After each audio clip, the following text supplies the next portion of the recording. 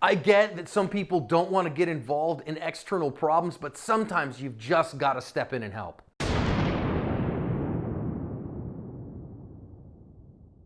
Hi friends, welcome to today's lesson here at Active Self-Protection. I'm your host, John Correa. Today's video comes to us from Salt Lake City, Utah. Firearms Legal Protection is who I trust to help me after a use of force incident. If you're a Firearms Legal Protection member, I will also be on your team as a consulting expert, and you can attend our monthly Active Self-Protection training seminars for free. Check out all they offer to their members at the link below.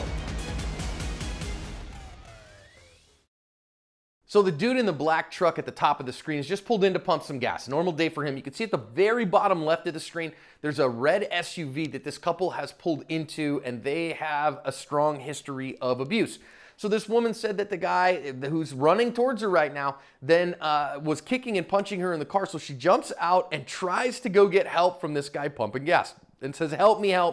I need help. This guy's trying to steal me. Now she's a very small human. So then her abuser here, she tries to actually crawl under the guy's truck, and the guy who's getting gas is just standing there doing nothing while the guy is going to actually grab her and pull her out from under the pickup truck here. And on the initial news stories and all this, they said that they thought that she was a teenager because she's so small, but she's actually 30 or 31 years old.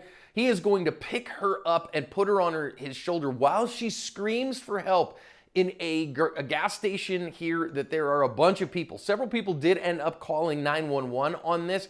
So he is then going to take her and stuff her into the red car in the bottom left. Notice again, we've got like 5 cars in the parking lot here, bunches of people going on, including our dude who was pumping gas, who is just continuing to pump his gas. Then what we're gonna see, I'm just gonna let it play. Again, what's happening here? Well, he has stuffed this woman who has been screaming for help back into the car and is then eventually going to take off. Our dude getting gas, who she tried to climb under his truck and asked him personally and individually for help, gets back in his truck and drives off. Police was not able to contact this guy because he just drove off and didn't even call 911. We're gonna think about significant lessons out of this one. All right, before we get to the lessons, I got a question for you out of this one. What would you have done? You see this happening real time. How do you think you would have responded? Let me know in the comments, and let's think about a couple of options. First thing I want to say about this one is if you are in an abusive relationship, please get out. Do whatever it takes to get out of that relationship before it gets to the place where you are in acute crisis and being physically abused. And statistics say that the average abuse victim has to be abused multiple times physically, even put in the hospital multiple times before they'll get out. Please use the resources available. Don't let yourself become another statistic and get out of there, because in cases like this, what we see, no one's coming to save you, unfortunately. Now, let's think about what our situation is here from the perspective of the bystander first. So this guy just got out and is simply trying to pump gas, and it's just a regular day for him. Okay, well, but now all of a sudden things are coming his way. This woman is running up towards him and screaming to him for help with a guy running up behind her. First things first, you've got to think through what you're going to do in this kind of situation ahead of time. Because if you don't think about it ahead of time, now you're trying to make a plan on the fly. I generally say getting involved in domestic disputes is highly dangerous, and so you should be careful about it. Number 2, getting involved in third-party encounters is dangerous, so you want to be cautious about it. But number 3, some things are so shocking to the conscience of humanity that you have to step in and help, in my opinion. And if you have attitude, skills, and plan to protect yourself, then this is the kind of situation that you say, okay, look, she's screaming for help, asking for help. I've got to help this person. Now, that doesn't mean that you step in there and point a gun at the guy or anything like that, but it does say, hey, man, you got to leave her alone.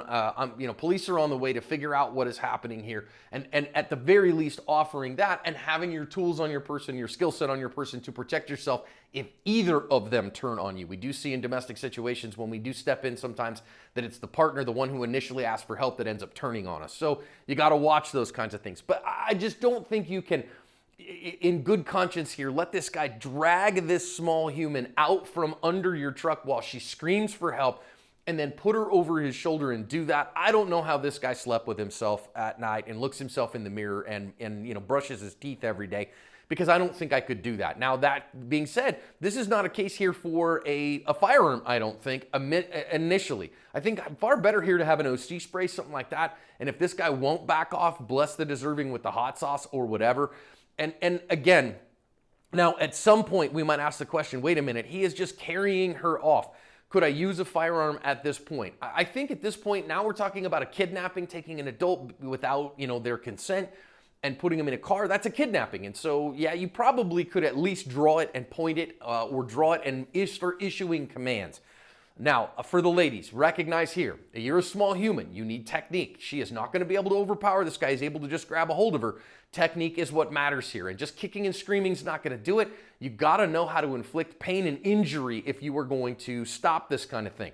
And I also think for all the ladies, no one's coming to save you. You got to expect this level of crazy bystander effect and inability for anyone else to step in, which I think is absolutely morally repugnant, but you got to expect this. And how do you answer that problem? By having your own attitude, skills, and plan to protect yourself. So certainly we would hope you would get out of this relationship before it ever got to this kind of situation. But if it does, you've got to have the forthrightness and the willingness to do bodily harm to someone else if you have to in order to protect yourself and keep yourself from being kicked and punched and abused and kidnapped, because nobody else is going to. Thankfully, good police work. They found both these people. The man is facing several felony charges for what he did here, and the woman is safe. So I'm grateful for that, but we better learn these lessons as we seek to cover our ASP.